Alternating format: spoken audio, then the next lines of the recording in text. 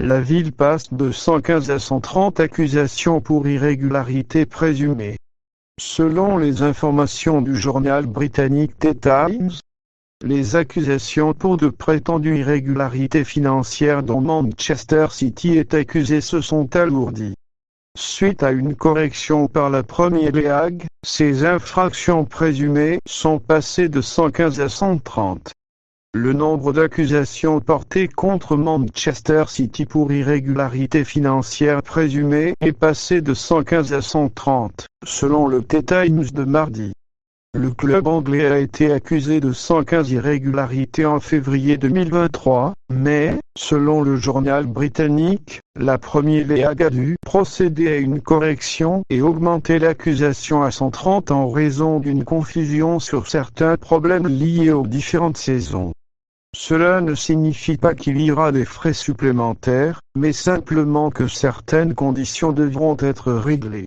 City est accusé de ne pas avoir fourni d'informations financières précises entre 2009 et 2018, de ne pas avoir fourni des détails corrects concernant les paiements aux joueurs et aux entraîneurs au cours de la même période, d'avoir enfreint les règles financières de l'UEFA entre 2013 et 2018 et de ne pas avoir respecté le fair play financier du Premier ministre. Entre 2015 et 2018 et n'ayant pas coopéré à l'enquête que le Premier ministre mène depuis 2018, nous allons melon dans lequel le club de Manchester peut être très foutu.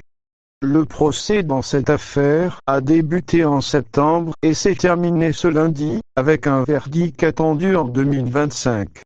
Celui-ci sera toutefois suspendu si l'une des parties décide de faire appel, de sorte que la résolution finale pourrait ne pas intervenir avant au moins la saison à venir.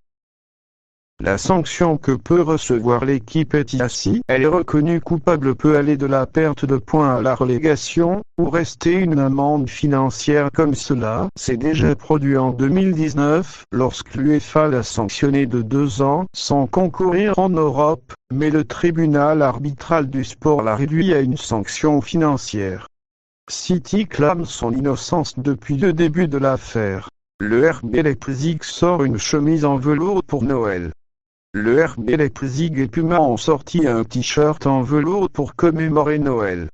Ceux de la boisson énergisante ont joué avec contre Wolfsburg, même si elle est en tissu.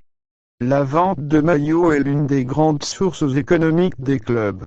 Pour cette raison, ils essaient chaque année de sortir de nouvelles chaussures qui attirent les fans non seulement de ces entités, mais du monde entier. C'est ce que va tenter le RB Leipzig. L'équipe des boissons énergisantes a sorti, en collaboration avec Puma, un t-shirt spécial Noël, dans lequel il est fait de velours, un tissu peu courant dans le sport. Il s'agit d'une édition strictement limitée à 2001 pièces, a rapporté le RB Leipzig dans l'actualité du maillot.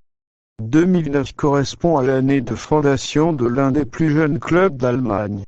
En outre, a indiqué l'équipe allemande, les professionnels porteront le maillot spécial dans une version authentique lors du match à domicile contre le VfL Wolfsburg, ce qui a été une humiliation au domicile de Leipzig. Ils ont concédé un douloureux 1-5 en Bundesliga, la malédiction du t-shirt en tissu de Noël de Leipzig dont tous ses fans se souviendront pour toujours.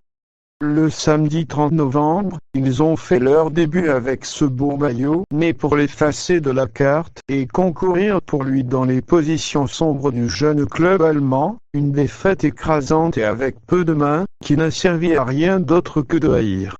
Le nouveau maillot confirme que Leipzig est plus dégonflé cette année que tout le monde l'espérait.